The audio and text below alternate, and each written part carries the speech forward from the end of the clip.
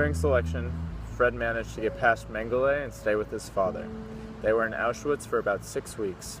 He and his father were shipped out to a camp called Wustergesdorf near the Polish and Russian border. It was a rough camp with prevalent suicides. Fred witnessed one man slice his wrist with glass in the bathroom. The camp commander was referred to as the Butcher, who would beat people up often with very little reason. He used a writing prop, but sometimes when he was really mad, he would use a lead pipe. Many people died this way.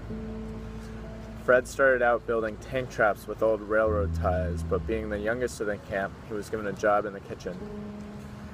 He attributes this to saving his life.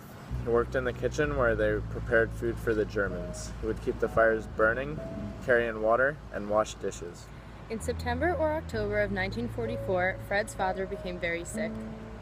He went to the infirmary and then was transported to another camp. It was taking away about 20-25 people, and that truck came, and the gates opened up from the camp and let the truck in, and all the men went onto the truck, and the truck was taking them away from the camp, and the gates were still open, and I started running after the truck, and I was crying. I was running until I heard a shot.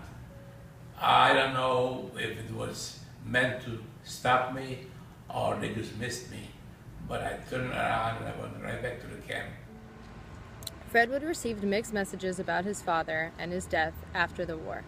He received testimony from other survivors that his father was beaten to death after going crazy in an attempt to get back to Fred. His father is buried in a mass grave in Poland. Fred has never visited the site. After his father was taken away, Fred became friends with a Greek boy named Nicky. They did not speak the same language and would communicate using hand gestures and common words. I had no friends, nobody would speak to me, because even if they would speak to me, I didn't understand them, I didn't understand their language. They were all Greek Jews. And then after a few days I noticed a little boy about my age who was also alone. And somehow our eyes met, and we like said to each other, let's be friends. Of course, we couldn't talk to each other because we didn't understand each other's language, but somehow we understood each other, and we became very, very close friends. We only saw each other actually at night, but we were like caring for each other, and we didn't have enough food, so he came up with an idea that we'll sneak out of the barracks at night. We will go to the garbage cans and find some food. Sure enough, I listened to him. We went out maybe once or twice a week, and we found some big treasures in the garbage can. We found a lot of potato peels, vegetable peels, which was very, very good. We ate it.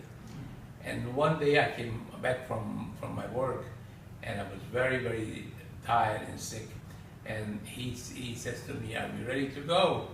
So I said, as we were motioning, that's how he spoke, that I can't go because I'm sick.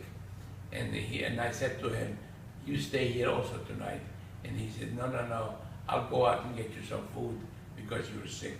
And I was pleading with him, motioning that he shouldn't go, but he went. Anyway, he went, and about 5 minutes later, I heard a shot. And I said, "Please God, don't let it be him."